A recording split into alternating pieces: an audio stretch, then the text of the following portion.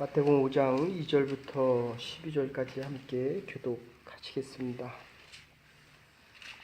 제가 먼저 5장 2절을 교독합니다. 입을 열어 가르쳐 가라사대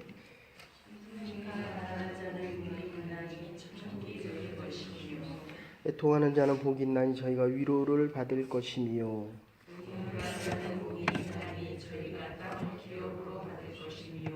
의에 줄이고 목마른 자는 복이 있나니 저희가 배부를 것이며 긍휼히 여기는 자는 복이 있나니 저희가 긍휼히 여김을 받을 것이며 마음이 청결한 자는 복이 있나니 저희가 하나님을 볼 것이며 화평케 하는 자는 복이 있나니 저희가 하나님의 아들이라 일컬음을 받을 것이며 의를 위하여 핍박받는 자는 복이 있나니 천국이 저희 것이며 나를 인하여 너희를 욕하고 핍박하고 거짓으로 너희를 거스려 모든 악한 말을 할 때에는 너희에게 복이 있나니 같이 보십시다.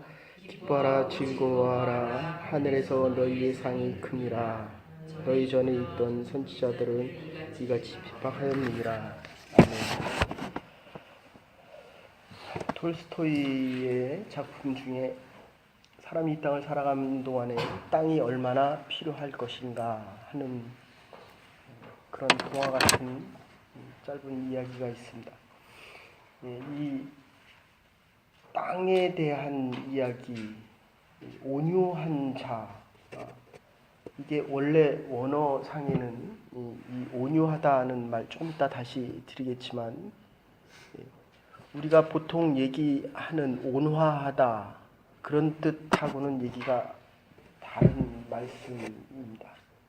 그래서 갈라디아서 5장에 보면 예수님에 대한 성령의 9가지 열매 나올 때 거기에 온유하다라는 말이 나오듯이 이 온유하다라고 하는 것은 우리의 성징에 대한 이야기입니다. 그러니까 인간의 성품, 하나님에 대한 인간이 하나님에 대한 성품을 닮아갈 때에 어떻게 하나님의 형상으로 지음 받았느냐라고 얘기할 때 사랑과 공의와 자유다라고 얘기하면 이것을 위한 오늘 8가지의 계단을 올라갈 때 심령이 가난한 자가 하늘을 얻을 것이니라. 그리고 마지막에 핍박받는 자가 하나님의 천국을 얻을 것이다. 8번째 얘기를 한다고 한다면 이 온유한 자는 심령이 가난한 자는 복이 있나니 천국이 저희 것이며 라고 얘기하면서 나는 마음이 온유하고 겸손하니 이때 이 온유입니다. 그러니까 나의 멍에를 베고 내게 와서 배우라. 이 온유하다라고 하는 것은 원래 하나님적인 예수 그리스도가 가진 이 성품을 이야기합니다. 그래서 이 땅을 차지하고 이 땅을 다스릴 수 있는 유일한 사람은 온유해야 한다는 것입니다. 그래서 맹수들은 자꾸 사라집니다. 내가 땅을 많이 가지면 많이 가질 수 있으리라고 생각을 하고 1차 세계대전과 2차 세계대전이 일어나는데 결국 일어나도 망하는 것은 강한 자들입니다. 그래서 탈무드에서도 보면 이 세상에서 가장 강한 거 사오라 라고 했더니 혓바닥을 사갖고 옵니다. 그리고 가장 부드러운 거 온유한 거 사오라고 했더니 또 혓바닥을 사옵니다. 말 한마디로 사람을 죽이기도 하고 이 땅을 다스릴 수 있는 것 같기도 한데 결국은 이 온유한 자 예수 그리스도의 성품을 가지고 십자가를 지고 갈 수 있는 사람만이 이 땅을 얻을 수 있다. 이거를 왜 땅에 대한 비유를 했겠느냐? 지금은 4세대를 살아가고 있고 문화혁명 속에서 이제 인공지능 시대 속에 살아가고 있지만 그럼에도 불구하고 이 땅이라고 하는 건 생명에 대한 기업을 얘기합니다. 유목민 시대도 농경 시대도 가장 중요한 건 땅이었습니다. 그러니까 이 땅의 의미는 단지 땅을 의미하는 것뿐만 아니라 자손에 대한 축복과 자손에 대한 생명의 전승을 이야기하고 있습니다. 그러니까 누가 참 생명을 가질 수 있느냐? 지금 땅을 얻은 자가 아니라 온유한 자. 온유한 자에 대해 뜻은 조금 이따 말씀드리겠습니다. 이 극단적인 우측도 아니고 극단적인 좌측도 의미하지 않는 모든 것을 수용할 수 있는 자를 의미합니다. 원래적인 의미로 얘기한다면 반란을 일으킨 사람, 왕에 대해서 반란을 일으켰습니다. 탕자가 집을 나갔습니다. 아버지의 재산을 가지고 나갔습니다. 그대로 돌아올 때 아버지가 받아주는 그 마음의 근원은 사랑이지만 조금 다르게 표현되어지면 이 온화하다. 그러니까 이 온유 원래의 의미는 파이우스라고 하는 말인데 형용사로 표현되어지면 이게 겸손하다 이렇게 표현되어집니다. 그러니까 왕을 배신한 신하는 당연히 죽임을 당해야 됩니다. 그렇죠? 말을 안 듣는 제자는 당연히 죽여야 됩니다. 그런데 살려두는 것, 요거를 온유다 이렇게 표현합니다. 우리 교회 안에서 서로 다른 의견이 있습니다. 갈라디아서에서 얘기하면 법적으로는 잘못된 의견에 대한 응징이 있어야 됩니다. 그러나 은혜 안에서는 다른 의견도 하나님께서 허락하시는 성도들의 모임이다. 성도들의 모임이다. 내 스스로가 원치 않는 일을 행하며 살아갈 수 있습니다. 화가 나지요. 당연히 화가 납니다. 내가 원하는 대로 되지 않고 나를 욕하고 나를 싫어하는 사람들에게 내가 화가 당연히 납니다. 그런데 이 양극에서 이것을 받아들일 수 있는 것, 이것을 온유다 이렇게 표현하고 있다는 것입니다. 그래서 이 톨스토이의 땅에 대한 작품을 보면 서양 사람이 와가지고 이제 대륙을 개척해 나갈 때 추장이 그렇게 얘기합니다. 근데 당신이 아침부터 돈 얼마만 내면 거기에는 1,000루블을 내면 당신이 하루 종일 걸은 만큼의 땅을 당신이 차지할 수 있습니다. 라고 얘기했더니 이 개척자가 와서 얘기하기를 거기는 바흠이라는 자가 나옵니다. 정말 내가 하루 종일 걸어가서 걷는 그 모든 땅을 내가 다 가질 수 있습니까? 다 가질 수 있습니다. 그래서 더 많은 땅을 가지려고 열심히 걷습니다. 걷고 또 걷고 또 걷습니다. 근데 추장이 뭐라고 얘기했냐면 대신 해가 지기 전에 돌아오셔야 합니다. 어쩌면 우리의 인생을 톨스토이가 비유로 얘기하는 것입니다. 반드시 해가 지기 전에 돌아와야 됩니다. 우리는 그냥 사는 사람들이 아니라 시작한 인생을 살다가 다시 반드시 주인에게 돌아가야 되는 사람들입니다. 해가 지기 전에 당신의 인생을 정리하고 반드시 돌아오십시오. 여러분들 이 돈을 벌면 더 벌고 싶지 않습니까? 조국의 정치적인 상황을 보면 이 70대 이상이신 분들이 자꾸 정치를 더 하겠다라고 얘기합니다. 젊은 사람들은 그만하라고 얘기합니다. 그런데 내가 없으면 안 된다고 생각합니다. 근데 이 교회에서도 보면 그 사람을 정말 하나님께서 필요한 때에 필요한 방법으로 필요하게 쓰시는 것을 보는데 정말 우리가 잊지 말아야 될 것은 그 사람이 없어도 하나님의 교회는 하나님의 방법으로 하나님의 때에 하나님의 사람들을 통해서 또 사용하신다는 것입니다. 이게 인류의 역사입니다. 우리에게 필요한 것은 온유한 마음으로 하나님께서 주신 이 땅의 기업을 받은 자로 살아가야 한다는 것입니다. 근데 그 사람이 돌아왔습니다.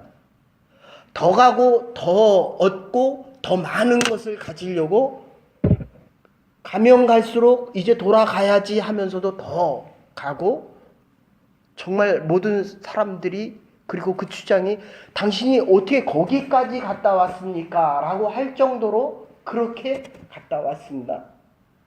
그래서 그 땅을 모두 다 얻었습니다. 그리고 저녁에 휴식을 취하려고 하는데 피를 토합니다. 그리고 세상을 떠납니다. 엄청나게 많은 땅을 얻었는데도 그가 묻혀진 자리는 한 평의 땅뿐이었습니다. 지금 오늘 이 말씀을 하고 있습니다. 온유한 자가 땅을 얻을 것이다. 혹시 조용필 좋아하시는 분들 있을지 모르겠는데, 그분이 16집, 조용필이가 저보다 고등학교 2년 선배입니다. 제가 1학년 때 고등학교 3학년이었는데 고등학교 때부터 노래를 아주 잘했습니다. 근데 이 16집을 보면 15집까지 아까 소리를 지르던 그 친구의 앨범이 16집이 되면 아주 조용해지십니다. 아주 부드러워집니다. 그러니까 인생의 연륜이 더해갈수록 이 온유하게 바뀔 수 있어야 한다. 그래서 카네기 재단에서 카네기 공대 출신 자들을 1000명을 놓고 조사를 했는데, 과연 누가 성공을 하느냐라고 봤더니 학업이 뛰어나고 기술이 뛰어난 자들이 아니라 성품이 좋은 자들, 수용할 수 있는 사람들이다. 이 가정에도 이렇게 보면, 결국 행복한 가정을 보면 서로가 서로를 받아들여 주는 가정입니다. 교회에서도 누가 믿음이 계속 성장해 가느냐라고 보면 다른 사람의 의견을 받아들여 줄 수 있는 사람의 마음입니다. 다시 말씀드립니다. 땅을 얻는다라고 하는 것은 하늘로부터의 생명이 계속 지속되어진다라고 하는 뜻입니다. 하늘의 것을 받으면 받을수록 내가 더 큰, 더 오래된 생명을 지켜나가고 더 많은 하나님의 일을 감당할 수 있다라는 말씀입니다. 켈빈이 종교개혁을 할 때 그 친구가 윌리엄스 페넬이 이렇게 얘기합니다. 켈빈이 종교개혁, 그 원래 종교개혁을 하려고 했던 사람이 아닙니다. 근데 친구 윌리엄스 페넬이 있다가 스위스 사람인데 잠시 들린 켈빈을 보고 여기 머물라고 얘기합니다. 그리고 나하고 종교개혁을 하자. 이 부패한 캐톨릭의 모습으로부터 새 역사를 이루자. 그래서 거기 있었어요. 근데 좀 있고 나니까 스위스 사람들이 너무 원리 원칙에 입각해서 절대 하나도 양보를 안 하니까 다시 나가라고 추방시켜 버렸습니다. 그럴 때 그 켈빈이 했던 얘기가, 그래, 이것도 하나님의 뜻이지. 그리고 아무 소리 안 하고 나갔습니다. 그러다가 또 3년 있다가 아무리 종교개혁을 하려는데 모든 종교개혁의 원리는 바로 켈빈 기독교 강요로부터 나옵니다. 3년 있다가 안 되니까 또다시 켈빈을 초청을 했습니다. 그래, 이것도 하나님의 뜻이고 하나님의 계획이지. 이거를 받아들인다라고 하는 것은 정말 온유한 마음이 없이는 불가능하다는 것입니다. 그래서 이 온유의 의미를 우리가 생각해 보면, 고전에 마키아벨리 군주론이죠. 군주론을 쓴 마키아벨리가 이런 얘기합니다. 태초에 하나님이 계셨다, 이 말을 그는 그렇게 생각합니다. 그리고 군주론을 씁니다. 태초에 힘이 있었다. 태초에 권력이 있었다. 태초에 나라가 있는데 힘과 권력이 있는 자가 나라를 세우고 그리고 이 나라를 운영해 갈 수 있다, 이렇게 생각을 합니다. 근데 성경은 그렇게 얘기하지 않습니다. 온유한 자가 땅을 차지하고 온유한 자가 나라를 다스릴 수 있다라고 말씀하고 계시는 것입니다. 그래서 이 온유하다라고 하는 것은 자기의 목소리를 내는 자가 복이 있나니 저희가 땅을 출세하고 성공할 것이다, 이러한 말이 아니라, 그러니까 내가 힘이 있고 내가 능력이 있고 내가 목소리를 크게 내면 모든 것을 얻을 수 있다라고 하는 것이 아니라 온유한 자가 땅을 기업으로 받을 수 있는데, 이 온유한 자의 첫 번째 의미는 무능하고 약한 것을 의미하지 않습니다. 아까 말씀드린 대로 양극단에 쓰는 것이 아니라 반란을 일으켰음에도 불구하고 보복으로 처형하지 않고 그를 받아들여 주는 것을 이야기합니다. 단단한 것은 죽음을 의미하지만 온유는 생명을 지켜갈 수 있다는 뜻입니다. 옛날에는 이 이발소에 가면 이 면도를 할 때 이 면도칼을 어디다 갑니까? 가죽에다 갑니다. 칼이 가죽에 갈려집니다. 그러니까 상대방이 주먹을 쓰면 주먹을 쓰고 싶어 하는 게 세상의 법칙입니다. 칼을 쓰면 창으로 막으려고 합니다. 그게 아니라는 것입니다. 부드러움을 갖지 못하면, 이 온유함을 갖지 못하면, 그래서 온유함의 또 다른 의미는, 원래 의미를 보면 자기 마음을 다스리는 것입니다.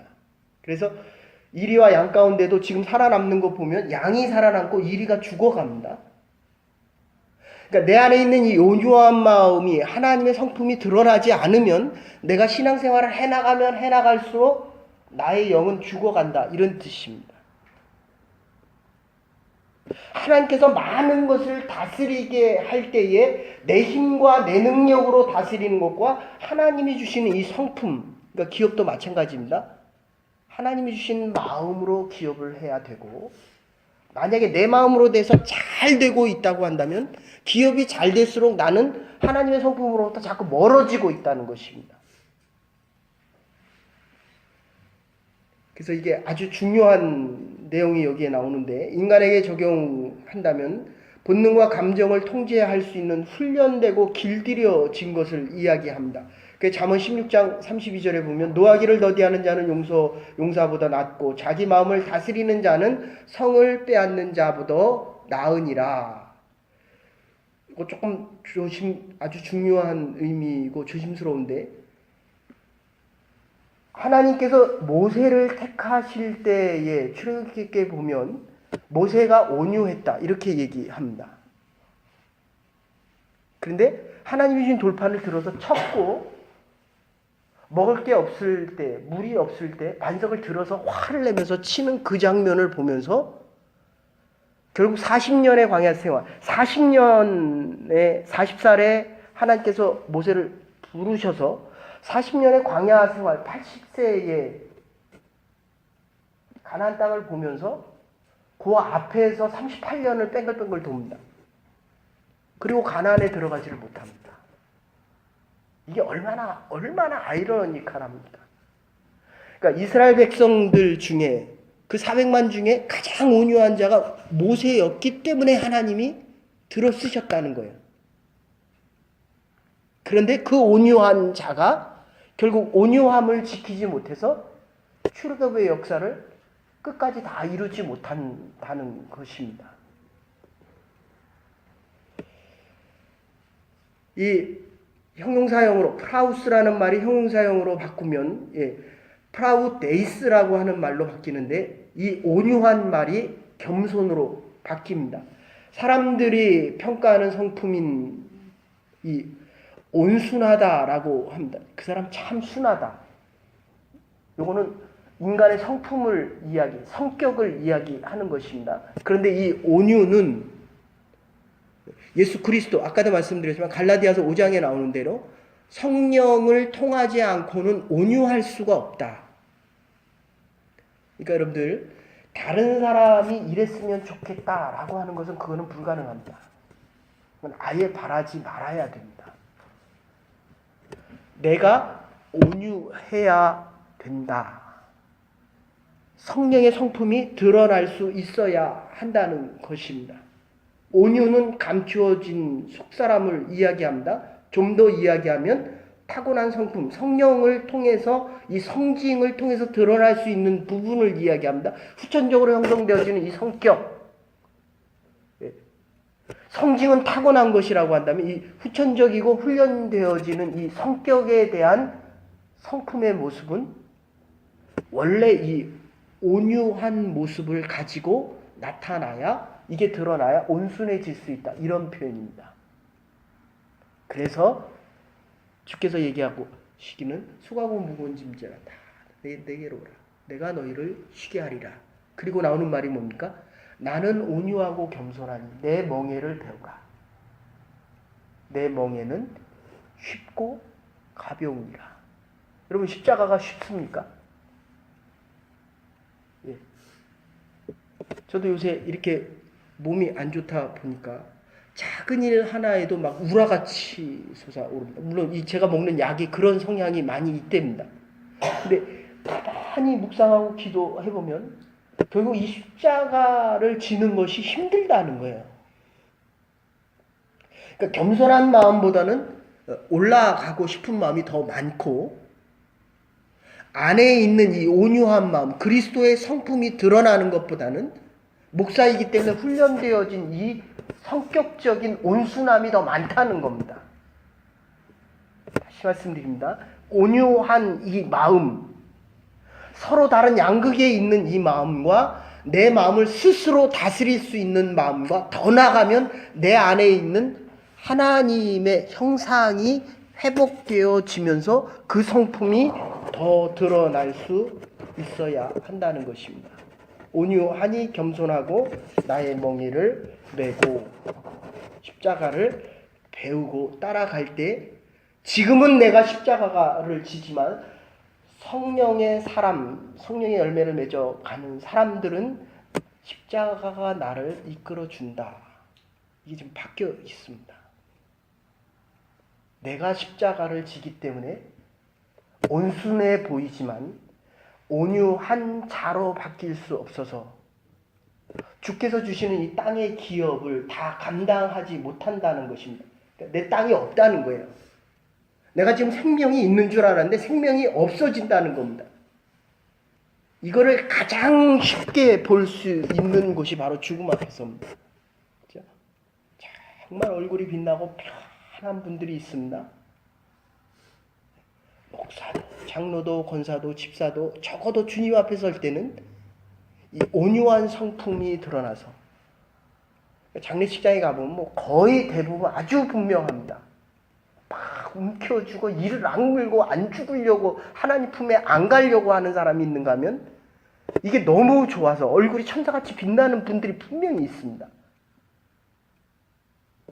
지금은 내가 십자가를 지고 가지만 나의 멍에를 배워라. 나는 온유하고 나는 겸손하니 내 멍에는 쉽고 가벼우니라. 주의 성품을 회복하며 살아갈 수 있는 저와 여러분들이 될 수 있기를 간절히 소원합니다. 땅을 기업으로 차지한다는 것은 생명이 있는 자가 다스려야만 그 땅을 온유하게 다스려 갈 수 있기 때문이라는 것입니다. 간단하게 뒤에는 간단하게 말씀드립니다. 그래서 온유한 사람은 어떤 사람인가? 하나님의 말씀에 순종하는 자들입니다. 욥기 1장 21절에 보면 주신 자도 하나님이시오 가져가시는 자도 하나님이시다. 됐습니까? 하나님이 하라고 하면 하는 거고 하나님이 멈추라고 하면 멈추는 것입니다. 이게 다 하나님의 것이다. 이게 하나님의 뜻이다 라고 알 수 있는 자의 기업이 더 커져 가야 되고 다스릴 수 있는 땅이 더 커져 가야 된다고 한다면 둘째, 하나님의 말씀에 순종하는 자들입니다. 창세기 12장 4절에 보면 갈 바를 알지 못하고 아브라함에게 떠나라 라고 하니까 그냥 떠납니다. 이삭을 드리라 라고 하니까 하나밖에 없는 이삭을 드립니다. 그러니까 하나님께서 우리에게 주신 기업을 드리라 라고 하면 드릴 수 있는 자, 온유한 자들입니다. 온순한 자들이 아니라 온유한 자들. 세 번째, 악을 선으로 갚는 자들입니다. 베드로전서 3장 9절에 보면 악을 악으로 욕을 욕으로 갚지 말고 도리어 복을 빌라고 이야기합니다. 그래서 악을 악으로 갚는 자, 이건 짐승이라고 얘기합니다. 선을 악으로 갚는 자, 이거 사단이라고 얘기합니다. 악을 선으로 갚는 자들, 하나님의 사람들, 그리스도인들, 오늘 본문으로 얘기하면 온유한 자들이라고 이야기합니다. 그래서 요셉의 이야기를 보면 창세기 50장 19절에 보면 당신들을 나를 해하려, 요셉이 형제들에게 하는 겁니다. 당신들을 나를 해하려 하시지만 하나님은 그것을 선으로 바꾸사 오늘 같이 만민의 생명을 구원하게 하셨나이다. 나에게 악을 행했지만 내가 이것을 선으로 당신들에게 갚는 이유는 바로 내가 하나님의 택함 속에서 하나님의 일을 감당하기 때문에 하나님께서 하신 하나님의 일이다라고 이야기합니다. 그리고 넷째는 관용을 베풀며 화목을 선포합니다. 결론적으로 이렇게 말씀드립니다. 시편 37편 11절에도 오직 온유한 자는 땅을 차지하며 풍부한 화평을 즐기리로다. 온유한 자는 땅을 차지하고 그 땅을 다스리면서 화평을 이야기합니다. 화평한 자가 화목하게 하나님께서 주신 것들을 감당해 나갈 수 있다는 것입니다. 여러분들, 이 교회라고 하는 곳이 워낙 다양한 사람들, 작게 얘기하면 이 죄인들이 모인 곳이기 때문에 이 화목한다는 것은 예수 그리스도 성령의 능력이 없이는 불가능합니다. 그러니까 내가 화목을 선포하고 온유할 수밖에 없다는 것입니다. 온유한 자의 특징은 화목을 선포하는 것입니다. 그래서 에스겔서 36장 26절에 보면 새 영을 너희에게 두고 새 마음을 너희에게 주되 너희 육신에게 굳은 마음을 제하여 부드러운 마음을 줄 것이요. 화목할 수 있는 마음을 줄 것이요. 결론적으로 풍부한 화평을 선포할 수 있다는 것입니다. 오늘 우리가 이 자리에 나온 것은 하나님의 온유한 마음이 회복되어져야 하기 때문입니다. 우리의 생명이 회복되어질 때 하나님이 다스릴 기업을 풍성하게 주시고 그 기업을 다스려 갈 때마다 그 안에서 일하는 사람들이 마음이 회복되어진다는 겁니다. 온유한 마음으로, 화목한 마음으로 너와 내가 하나 될 수 있는 마음으로 회복되고 있다는 것입니다. 가정의 회복도 우리가 바로 내 마음이 화목해질 때에, 그리고 하나님께서 주시는 이 온유한 마음이 회복되어질 때 가정과 교회와 우리의 남은 날들을 하나님의 생명 있는 기업을 생명 있게 바꾸어 나갈 것입니다. 이 믿음 속에 오늘 하루도 온유한 자는 복이 있나니 땅을 기업으로 얻을 것이니라.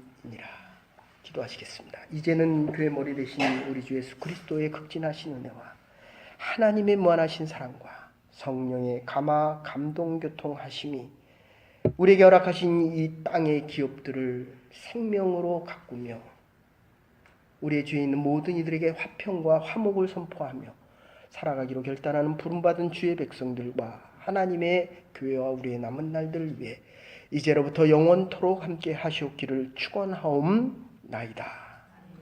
아멘. 오늘도 우리에게 허락하신 기업을 온유한 마음으로 감당해 나갈 수 있는 하나님의 백성들 될 수 있기를 바랍니다.